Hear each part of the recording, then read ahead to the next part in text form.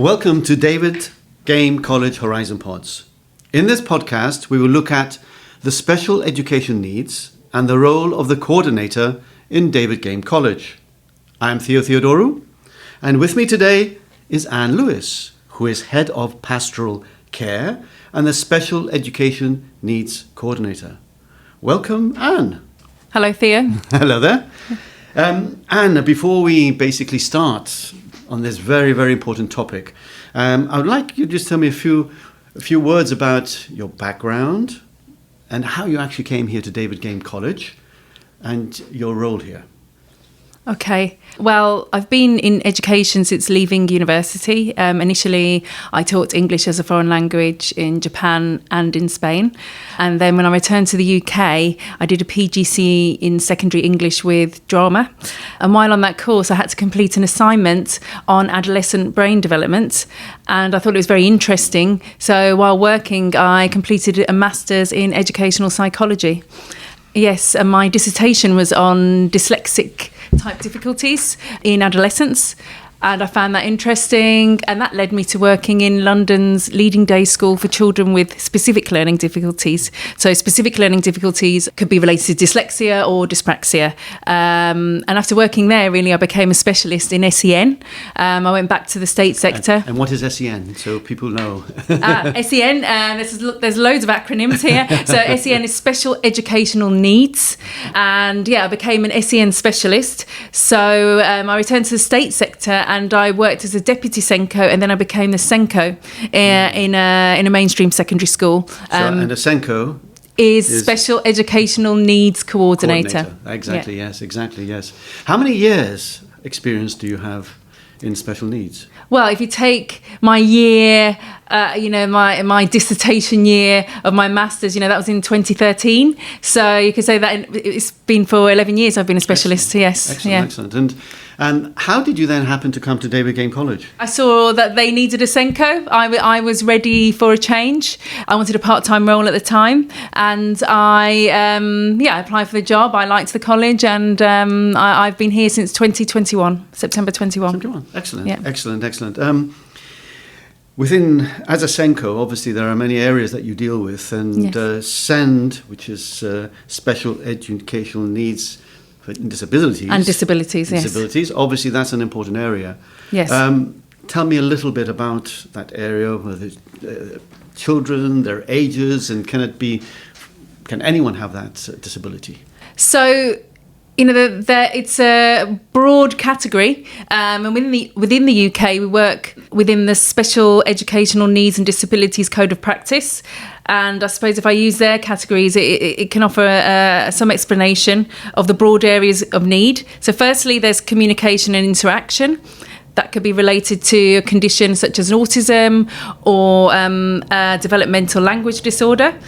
Another category is cognition and learning. This could be related to dyslexia or another specific learning difficulty. Another category is social, emotional, mental health. I think people may have heard the term SEMH, and maybe they're not sure what it means.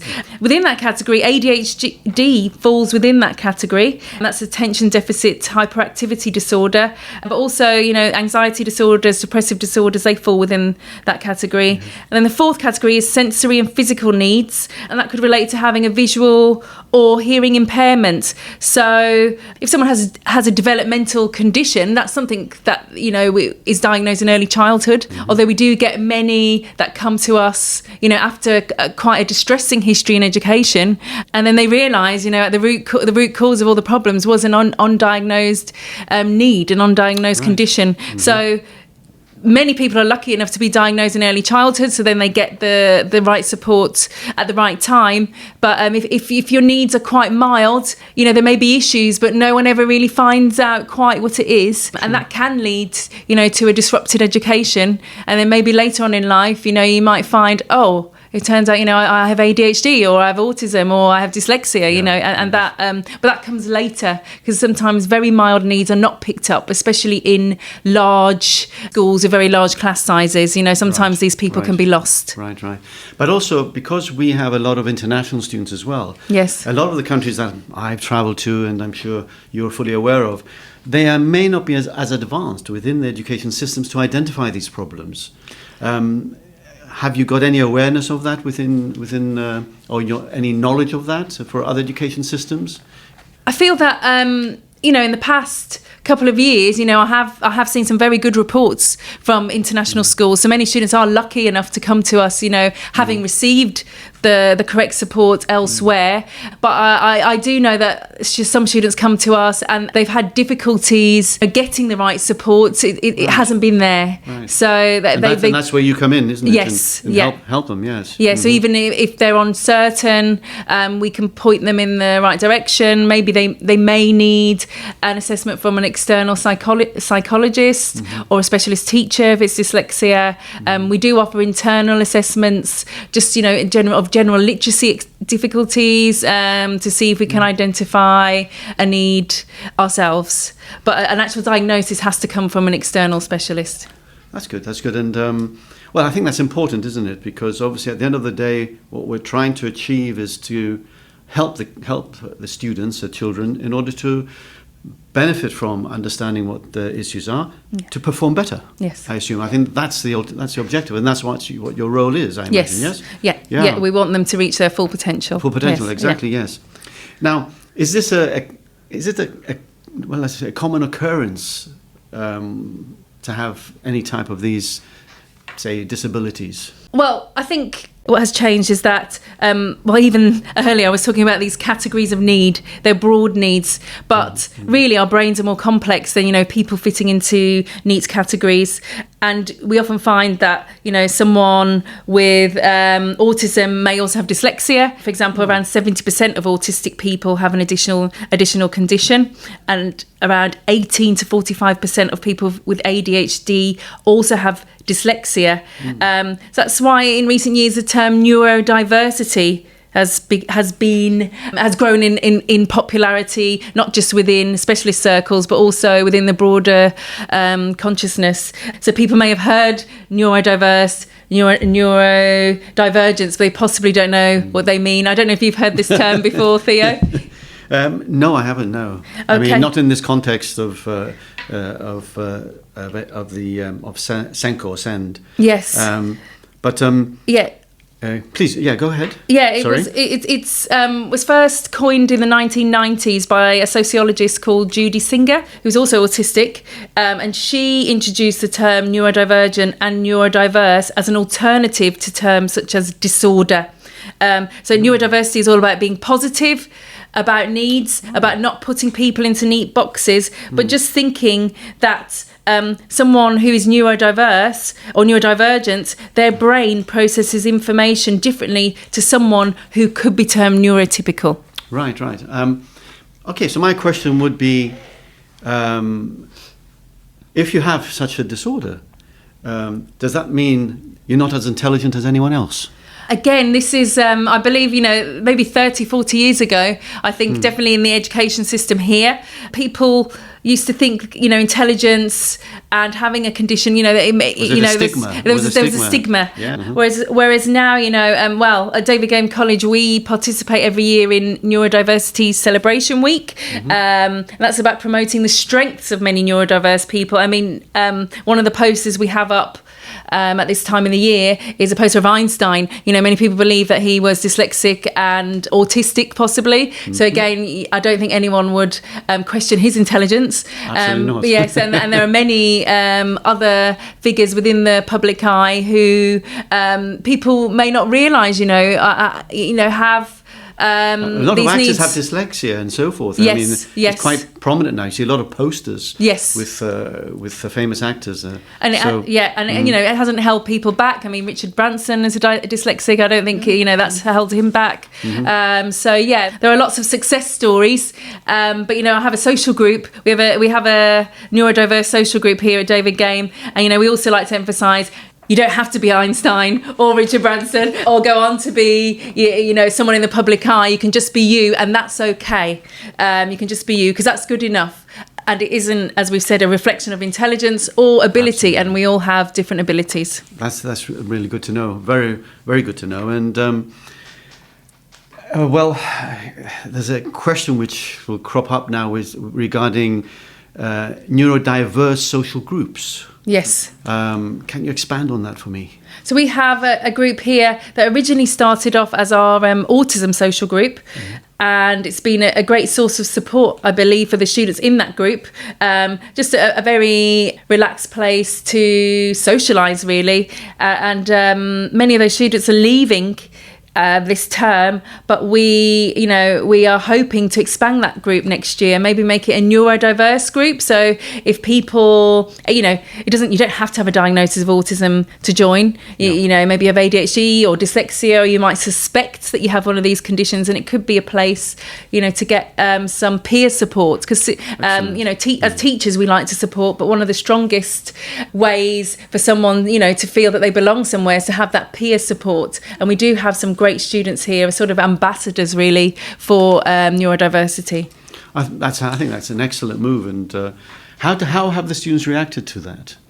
Well, the students are very positive about the Neurodiversity Celebration Week. Mm-hmm. One of the students has presented in assembly about autism, and her presentation was met with great interest. So, I think there's an interest, and the students I see are very welcoming and accepting of each other. That's really good, really good. And now let's look at, obviously, the students once they're here and they're in class. Could you just tell me then what type of support you can give to students who have special education needs when they're actually obviously going to be taught in certain class sizes and so forth? Is there any support that you give in order to assist with their education needs? Well, the first line of support is quality first teaching, and we do have some great teachers here. They're working within smaller class sizes. So the first line of support really is getting that in-depth support from their classroom teacher. We, as the SENCO, I offer the teacher's guidance and support. Yes. And we tailor the support to the individual. As I mentioned earlier, people don't fit into neat little boxes. Everyone's an individual, and we try, meet the needs of that individual. And one of the in a school like David Game, we're an exam focused school. Some people are only with us for 1 year. One of the main things we have to do as part of that support is ensuring exam access arrangements are in place. Yes. And that this normal way of working starts as soon as possible within the year. So that, for example, if they're dyslexic and they need to use a laptop, or they qualify for extra time, they can start using that as soon as possible. You're not just supposed to have an exam access arrangement in June for your exam. It's supposed to be something that you've practiced using throughout the year. Very, very good. Very, very good. And obviously we have students who are in small class sizes and they have teaching support. And does that help them with their coursework, their assignments and their examinations? And has it been effective? Yes, we have many SEN success stories. Having an SEN or having access arrangements in your exams doesn't stop you going to Russell Group University if that's what you want to do. When the examiner's marking your exam paper, they don't know if you've had an exam access arrangements unless it's typed. So there's no discrimination there, and it's not a barrier to you going on to the next stage. With a great success story behind you. So we encourage you to seek support if you are worried about having a special educational need. It's not something you should stay quiet about. With the right support, you can exceed your expectations. I think that's a very important message to the parents and also to students, because I think a lot of students are not confident enough to express that they may have difficulties. And I think that comes across a lot. I'm sure you've experienced that a lot within the sector. Okay, let's move on now to access arrangements. Tell me a little bit about What is an access arrangement? So, as mentioned, it could be something like a laptop for dyslexic students, or a rest break for someone who has social, emotional, mental health needs. And a rest break might involve, in an exam you feel overwhelmed, so you might raise your hand, and then you close your paper, put down your pen, and you can just sit in your chair and just take a moment, to process everything, to take a breath. Sometimes people use things like mindfulness techniques to try and calm themselves down. And then after this short break, they can open the paper and start again and move on. And then that time is added on at the end. These arrangements just help. Well, they're called, in terms of equality law, they're called reasonable adjustments. They just make it a level playing field, so, people can, reach their full potential. I think that's very important. And how have the exam boards accepted this type of model in assisting students? Is it throughout all the examination boards here in the UK? Yes, and within the UK, it's a very strict process. It's not something that can happen overnight. It's a long-term process determining access arrangements, and it's heavily regulated. So I have to follow the rules of the exam boards, and all my files are open to inspection. So it's not a quick fix. It's not an easy fix, but we really work with each student to make sure that over time we're putting in the right access arrangements, and for that we just need evidence. And so it is useful if people do come to, especially if they're only here for a year, it is useful if people do come to us with evidence from perhaps, a clinician that they've seen in the past. It could be a psychologist. Maybe they've got an assessment report for ADHD or for dyslexia or for autism. If they get that to us straight away, we can start working on the access arrangements process as soon as possible. That's really good. That's really good. And do you work? Do you have a team that you work with here at David Game College?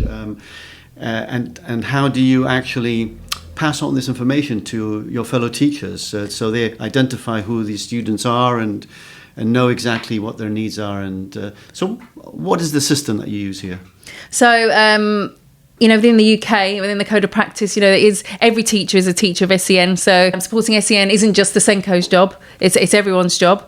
And I suppose my role is making sure that all the evidence that we get at the beginning of the year, it's all sort of processed in a way that's easy to understand, and then that information is shared with teachers.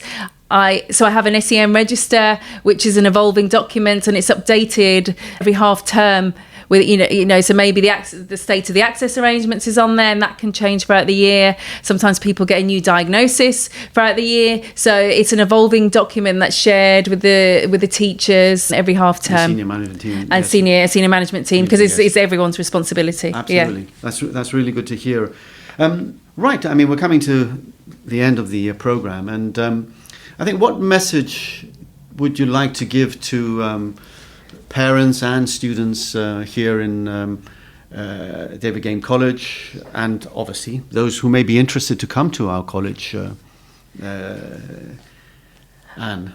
Well, I want to emphasise that we are happy to support where necessary, but we're also very keen on promoting strengths. So it's not always looking at weaknesses. We also like to look at the individual student and say, so where are the strengths? How can we promote these strengths? How can these strengths compensate for needs? So we're looking to create strong independent students who, when they leave us, are able to cope with the next stage of their education. Right, that's so important. So supporting, enhancing them to achieve their goals here at David Game College. Yes. Well, Anne, thank you very, very much. Okay. And I look forward basically to the next podcast that we have. But for more information on this topic, you can actually go to our podcast and find it at davidgamecollege.com. Thank you to all our listeners, and look forward to the next podcast. Thank you.